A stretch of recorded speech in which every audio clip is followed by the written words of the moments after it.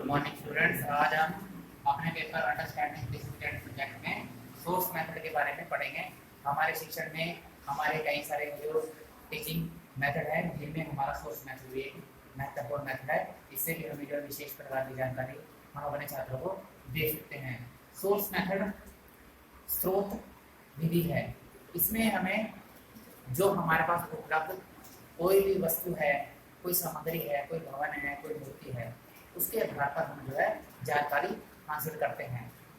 इसी प्रकार की जानकारी हासिल करने के लिए हमें दो प्रकार के तथ्यों पर निर्भर रहना पड़ता है, प्रत्यक्ष और अप्रत्यक्ष रूप से। प्रत्यक्ष तथ्य अप्रत्यक्ष तथ्य से ज़्यादा जो है प्रचलित है और अप्रत्यक्ष जो है वो प्रत्यक्ष से कम जो है प्रभावी है, क्योंकि प्रत्यक्ष रूप से जो भी तथ्य हमारे सामने आते हैं, प्रत्यक्ष रूप से जो भी हम ज्ञान हासिल करते हैं वह ज़्यादा उपयोगी होता है और हमारे लिए ज़्यादा कारगर साबित होता है।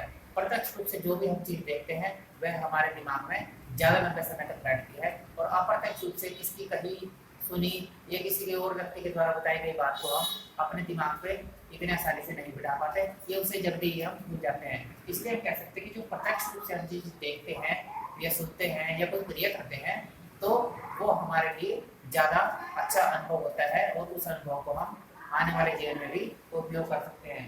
तो इसी में आज हम सोर्स मेथड में ये सब चीज़ों को जानने की कोशिश करेंगे।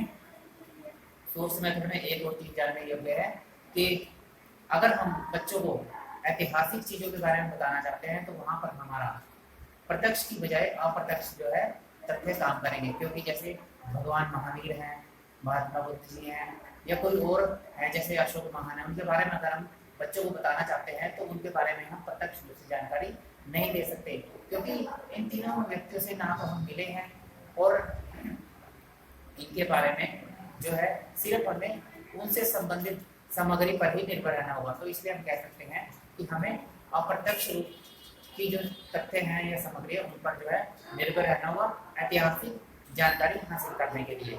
तो आज हम सोर्स मेथड के बारे में पढ़ेंगे। सोर्स मेथड की कुछ जो है विशेषताएं हैं, या ये भी कह सकते हैं कि सोर्स मेथड के अंदर कौन कौन से हमारे सोर्सेज हैं जिनसे हम जो है ज्ञान हासिल करते हैं। सबसे पहला है हमारा एंशिएंट रिकॉर्ड और स्क्रिप्ट, प्राचीन लेख। हमारे जो इतिहास से संबंधित हमारे पास आज के समय में अनेक जो है समाचार पत्र, डायरियाँ और इसके अलावा कोई भी नोट है, अर्ध सरकारी पत्र है, कोई बजट से संबंधित अखबार है, इस तरह की जो भी प्राचीन लेख है वो हमारे सोर्स मेथड के स्रोत के रूप में काम करती है। इनसे हमें उस समय की विशेष प्रकार की जानकारी मिलती है कि उस समय अखबार में किस प्रकार की जो है जानकारी या किस प्रकार की खबरें छपती थी, किस प्रकार की उस समय है जो राजनीति थी, किस प्रकार की उस समय सामाजिक या आर्थिक दिशा थी। तो इस तरह से हम कह सकते हैं कि जो भी हमारे प्राचीन रिकॉर्ड है, अर्ध सरकारी पत्र है, कोई नोट है, डायरी है, इस तरह की चीज़ों से हमें उस समय के बारे में विशेष प्रकार की जानकारी मिलती है, जहाँ पर हमें प्रत्यक्ष जानकारी नहीं मिलती। तो इन अप्रत्यक्ष तथ्यों से हमें जो है वहाँ के बारे में जानकारी मिल सकती है। नेक्स्ट है हमारा ancient implements, vessels and clothes, प्राचीन बर्तन, कपड़े या कोई भी प्राचीन हमारे इतिहास से संबंधित कोई भी ऐसी चीज़ जिससे हमें जो है वहाँ के इतिहास के बारे में जानकारी मिलती है। हड़प्पा की खुदाई के दौरान हमें वहाँ पर जो है जमीन में दबे बहुत से पुराने बर्तन मिले हैं, पुराने कपड़ों के टुकड़े मिले हैं और पुराने बहुत से औजार मिले हैं, जिनसे हमें पता चलता है कि उस समय किस प्रकार के औजारों से काम किया जाता था, कैसे उस समय बर्तन होते थे और किस तरह के उस समय जो है कपड़े पहने जाते थे। कपड़े जो है सूती होते थे, चमड़े के होते थे या किस प्रकार के पहने जाते थे। तो इन सब चीज़ों से भी हमें है जो इतिहास के बारे में विशेष जानकारी मिलती है। तो इन चीज़ों को भी हम जो अपने सोर्स मेथड में काम करते हैं, ये भी हमारे सोर्स मेथड में सोर्सेज का काम करते हैं। नेक्स्ट है हमारा ओल्ड कॉइन्स, पुराने सिक्के। कोई भी ऐसा सिक्का जो इस समय प्रचलन में नहीं है या कोई भी ऐतिहासिक सिक्का किसी राजा महाराजा के काल के समय जो हमें उस समय के राजनीतिक माहौल के बारे में या राजनीतिक संपदा के बारे में जानकारी देता है कि अगर हमें किसी राजा महाराजा के समय का कोई सोने का सिक्का प्राप्त हुआ है तो हम पता लगा सकते हैं कि उस समय शासन काल में बहुत अधिक समृद्धि थी। अगर हमें उस समय का जो है कोई तांबे का सिक्का या चांदी का सिक्का मिलता है तो हम कह सकते हैं कि उस शासन काल के दौरान जो है आर्थिक दशा थोड़ी कमजोर रही होगी। तो इस तरह से हमारे जो पुराने सिक्के हैं वो हमारे लिए ऐतिहासिक स्रोत का काम करते हैं। आज के समय में भी, वर्तमान समय में भी जो सिक्के प्रचलन में नहीं हैं या हमारे जो ये रिजर्व बैंक है उसने जो सिक्के बंद कर दिए हैं, वो हमारे आने वाले जो भविष्य है उसमें हमें आज भी वर्तमान की जानकारी हमारे भविष्य में इतिहास के रूप में देंगे। नेक्स्ट है हमारा रिकेज बिल्डिंग एंड मोन्यूमेंट्स।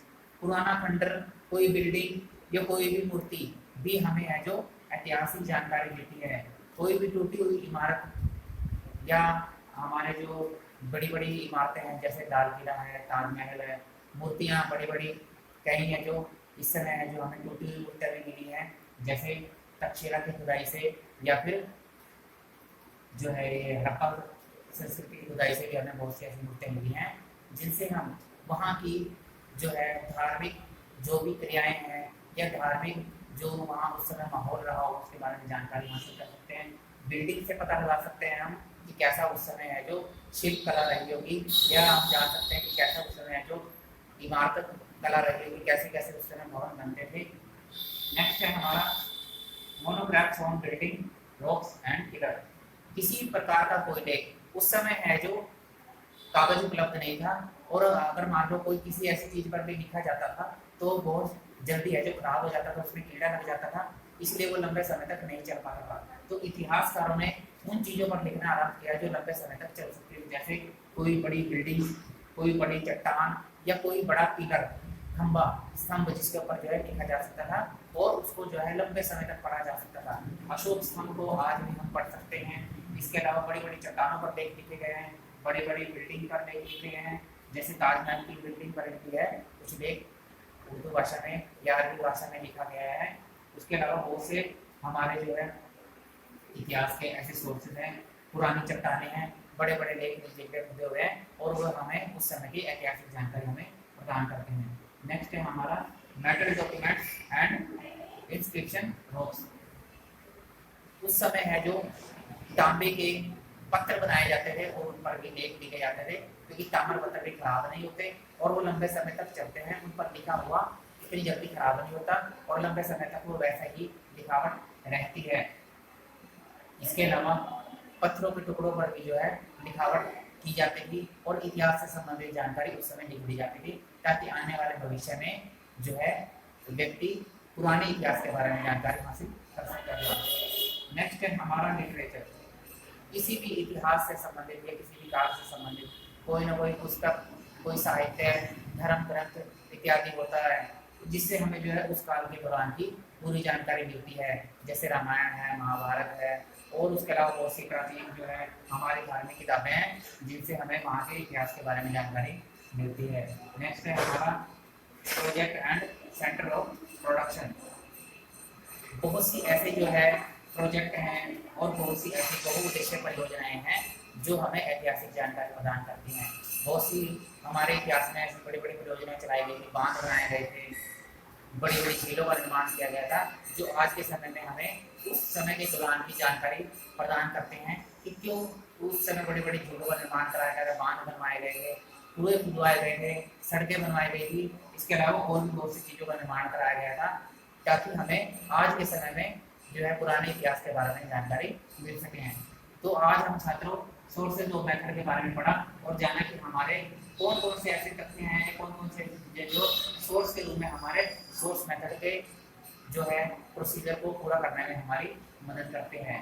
आज हमने सोर्स मेथड के बारे में पढ़ा, कल हम कुछ और पढ़ेंगे। Thank you.